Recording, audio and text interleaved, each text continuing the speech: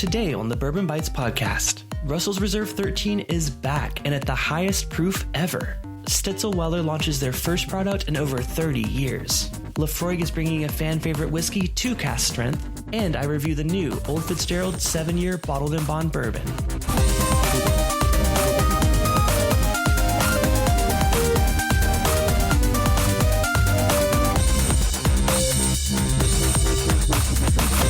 Everyone, and welcome back to the Bourbon Bytes podcast. I'm your host Clifton, and today we have some really fun whiskey to review. Not only that, but some breaking news stories from across the industry we have to talk about. But before I get into all that, I wanted to take a moment to say thank you to everyone who has shown their support for the relaunch of the podcast. It really means a lot seeing you guys get excited about it. I'm seeing it on Discord, on Facebook, your reviews, and it just really means a lot to me. So it makes me feel like this was the right decision to start this podcast back up. And hopefully you guys enjoy this season. So if you missed last week's episode, it was my season 2 launch after about 3 years of not making a podcast. And I am so glad to be back. I do want to shout out a couple people in particular that left reviews on Apple Podcasts. I know you guys listen across tons of different platforms, and if you ever see the option to rate or review, it would mean a lot to me. It definitely helps get the word out by the channel, and it helps boost it on the rankings of that particular platform. And the first one of these reviews comes from our good friend MC. She is a bourbon wrench here on the channel. She says that when you need your whiskey news distilled down to 30 minutes or less, Clifton is my go-to. Fast and fun bites of news that fit into a short commute, served weekly for season 2 on Thursdays. I appreciate that, Emily. Thank you so much. I'm so glad that you're enjoying the series. I also want to give a shout out to Santiago. They say it's back. So happy the podcast is back. Excited to see where it goes. So I really do appreciate your reviews, whatever platform you guys are on. It does mean a lot, and I'm always looking for feedback. So if you have any suggestions, please feel free to review me on your favorite platform. But like I said, we have lots of fun breaking news. Literally, some of these just came in moments before recording this podcast. The biggest story of them all, I think we all want to hear about, is the new Russell's Reserve 13. Yes, they are making a second official release of Russell's Reserve 13. I thought that the previous batches were considered like the second and third and fourth releases, but those all did come out within the same year. So this is the 2025 Russell's Reserve 13 version 2.0. They actually consider it a reimagining of the 2021 release. This one comes in at 123.8 proof. Of course, it's non-chill filtered, and it is available coming soon. Particularly if you live in Kentucky, they are doing a gathering of whiskey connoisseurs, is what they're calling it. And they're inviting folks to come out on June 24th to have a first taste of Russell's Reserve 13. There will be a cocktail reception and a following flight of all of the Russell's Reserve releases, including Russell's 10, Russell's 10 Single Barrel, Russell's Single Barrel Rye, Russell's 13, and a Wild Turkey Private Selection Bourbon. So if you are in the area and you're interested, please go check it out. I would love to hear how that goes. Of course, I'm in Los Angeles, so not sure I'll fly out just for that, but it does sound like a wonderful evening to meet the Associate Master Blender, Bruce Russell. But yeah, I'm excited to see Russell's 13 come back. It's been a while since I've reviewed it, but I remember it being just as good as everyone said it was, especially that first batch. Luckily enough, I was able to get 2 bottles, both of them at retail. I definitely think it was some of the best Wild Turkey distillate I've ever had. And that's even to say, compared to some Master's Keep, I think Russell's 13 exceeded the expectations. But they do say that this is their highest proof release yet. With it being 123.8 proof, it is above the Single Rickhouse B release, which was 120.2, and the Wild Turkey Generations, which was 120.8. So it's the highest ABV batch product from both the Russell's and Wild Turkey lineups. So that's pretty exciting. And just as a reminder, the 2021 release was 114.8 proof. So we're jumping a good 9 proof points here. But I think what's most interesting in this news release is it sounds like that all 13-year-old labels moving forward will feature unique batch proofs and production seasons. And based on that, it sounds like Russell's 13 is here to stay. I would love this to be a permanent addition to their lineup. I think it is such an incredible bourbon. It's a real testament to the distillate at Wild Turkey. I mean, I love me some Russell's Reserve. I love me some Wild Turkey 101. But getting high aged and high proof, to me, I just think this is what sets them apart. And I think this release, if it is available, that's the biggest if. You know, we saw the 13 come and go. We saw it be extremely hard to find. I am seeing that the MSRP on it is $200. I think that's a fair price. It is high. I mean, we used to say $10 per year is kind of what we thought was fair for bourbon. Now that inflation and all these things have happened, I think $200 is unfortunately a fair price if it's as good as I remember it being from the 2021 batch. This for me would probably be a try before I buy. For the 2021 release, I think I only paid like $130, something like that, something relatively low for the 2 bottles I got at retail. So jumping up to $200, unfortunately, it makes sense. If you've had a chance to try this new release, like the 2025 batch, let me know how it is. Feel free to come drop a comment on Discord. We have a great Discord community full of all whiskey and video game lovers. Would love to hear your thoughts on it and would love to know if I should seek out a bottle or at least a pour. So not only is Wild Turkey releasing some high-proof, high-aged product, but Stitzel-Weller is actually introducing a new product called Stitzel Reserve. Yes, you heard that right. Stitzel-Weller is coming out with a new bourbon. So this one's actually going to be 24 years old. It's going to be a blend of 9 different barrels from a single warehouse. It's actually the first product launch from the Stitzel-Weller site in more than 30 years. And this blend was created by master blender Nicole Austin and bottled at 123.4 proof. Now here's the not so good news. They're only going to make 191 bottles of it, and it's going to be sold exclusively at the distillery for $1,600 each. And I know that is a crazy high price, but it's also a crazy aged bourbon. And those of you that know the story of Stitzel-Weller, they created the whiskey that we know as Pappy today. Now, of course, that's, from several years ago. They kind of haven't been producing lately, but they've been a tourist attraction since 2014. But this is the first actual release that they are launching in 30 years.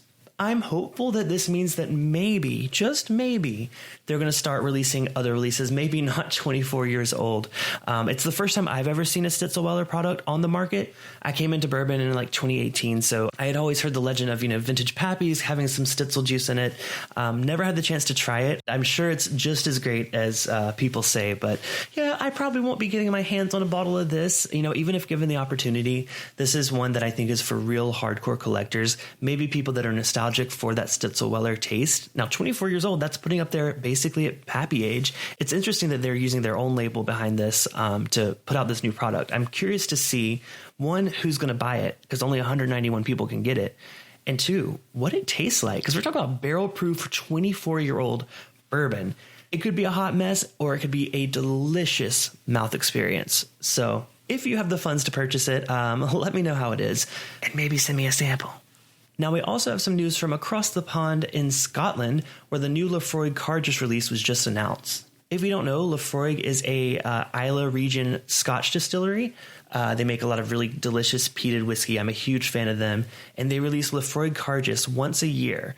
And they're all different casks, they're different finishes. They have a really wide variety of what they do with their Cairdeas release. So I was really excited to see what this one was all about for 2025. And this one actually caught me by surprise because it's a cask strength version of one of the products they already have in the market. So this one is called Cairdeas Lore Cask Strength. Now, I actually haven't had Laphroaig Lore before, but it's one of their higher end bottles. Usually on retail, it goes for around $120, and it blends some of their oldest casks they have available. So I'm looking at a listing of it from back in 2017, and it says Laphroaig Lore is a blend of up to 21-year-old bourbon casks, 9-year-old full-term quarter casks, along with a few European oak sherry casks for fun. And I really do love what Laphroaig does with their cask aging. They really highlight the cask, especially the PX one that came out a few years back. There's also the wine and port casks. I've really enjoyed every Cairdeas release, some more than others, especially ones that are focused on wine casks. To me, those are so, so good. So this new release, they say they are marrying 5 of their all-time favorite casks. They say that Lore is a fan favorite and one of their most complex, layered flavor profiles. With this special version, we can enjoy it just like our whiskey makers do at cask strength. Now, it's currently not showing up as available. Again, I just saw the news of this coming out today. I will say it is 59.6% ABV.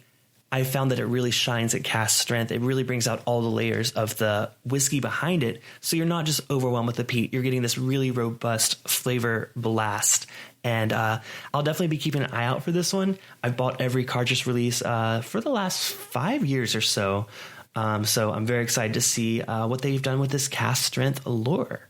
Now, all three of these news stories feature whiskey that I'll probably not get my hands on for a while at least, but hopefully you guys will stay tuned to the YouTube channel. I'm most likely to review them and compare them there to other releases. For those of you that listen to the podcast exclusively, I go live on Thursday evenings on YouTube around 7 p.m. Pacific, 10 p.m. Eastern, and I'm doing things like whiskey flights and interviews and fun things like that. If you want to tune in, say hi, let me know you're coming from the podcast. Would love to see you there. By the way, I decided on Thursdays for the release. You guys said Thursdays and Fridays work best for you. I think Thursday makes the most sense because I'm going to be doing my live stream anyways. So what better way to kick off your day with me and then end your night with me? The Cliffy Bus is taking you all over town, morning and evening. And if you want to support filling up the Cliffy Bus, I don't know where I'm going with this analogy, you can support the channel for as little as $2 a month. But tiers like the $5 tier get you access to our monthly movie night, which we are having this Friday. We are watching UHF, the Weird Al film from 1989. So excited for that. I've never seen it, but I've been a Weird Al fan since I was a teenager. He was really the inspiration behind a lot of my song parodies I used to make on YouTube. In another life, we're not gonna dig those up right now. I thought about maybe playing some clips here because I'm like, oh, he was a really big inspiration for me. But like, no, I'll leave that for you guys to find. Just don't Google me too hard. But anyways, you get access to our movie night at the $5 tier. $10 tier, you get access to our after party hangout, which is a private hangout on Discord after every Thursday night live stream. Of course, higher tiers get you things like our exclusive monthly tasting, where I will send you 5 samples that I've been enjoying lately and we'll taste them together. Just did it this past weekend with Todd and Fred, who are currently at that tier. We tried 5 different whiskeys from the Game of Thrones collections that came out from Diageo several years back, but it was really fun to visit those and see how different these whiskeys were. If you're curious about this and you want to support the channel, you can go to bourbonbytes.com and join the Byte Club there. You can also offer your support on Patreon, although bourbonbytes.com, more of the funds go directly to me. There's less overhead fees. Plus, you can buy some merch there and get discounts for being a member. Now, before I get into this week's Byte-Sized review, I did ask my Discord community if they had any questions they'd like me to answer on this week's podcast. And I got a great one from our moderator, Brandon. He asked, did you get a Switch 2? And my partner and I didn't pre-order it, mainly because we wanted to see what the reviews were like. We did pre-order the PlayStation 5 and got it at release, but there was a long period of time where there really wasn't much content that was exclusive to PS5. The games were kind of meh at launch, and none of our friends had it, so we couldn't really play with them either. And we kind of didn't want a repeat of that. I know people have been loving the new Mario Kart World game, but I think I'm okay waiting. Not necessarily for a sale, but just an opportunity to get it where I'm not spending hours refreshing a web page. Because I've done that for other things, and it is extremely stressful and time consuming. I'm not in a huge rush to get it. Honestly, I'm seeing some reviews where people are saying that like they miss their OLED screen in their Switch, the previous Switch. I have an OLED one, and I agree, it looks beautiful. I know they have some other technology in there, but people say when they go back to the OLED screen, it's a big difference. Now, of course, graphics quality is better and all that for the Switch 2, but at this point in time, I really don't see the need to rush out and get one. Maybe at this rate, I'll wait till Black Friday. Maybe they'll have a certain bundle. Instead of doing discounts, they typically do an exclusive bundle for Black Friday or the holiday season. So I'll wait it out and see how that goes. But honestly, the most use my Switch gets is playing classic games like the ones available from Super Nintendo. That's where I typically go. That's what I pay for my Nintendo membership for mostly. So to me, having a new processor doesn't really affect me on vintage classic games. But maybe I'm the exception because we do already have a PlayStation 5 and I typically game on my PC. So I do have other equipment to play some of the higher end AAA games. I don't necessarily need it to be on my Switch, but I do see the appeal of having one console and having all your favorite games on it. So we'll see. Maybe the Switch 2 will become the console to rule them all. But thank you, Brandon, for your question. If you guys ever have topics or questions you want me to discuss on the podcast, please let me know. You can post them on Discord, or you can drop them in my email, contact@bourbonbytes.com, or slip into my DMs on Instagram. You know where to find me. If you don't, just go to bourbonbytes.com. You'll find all my links there. Now, don't go anywhere yet. We are about to enter our bite-sized review.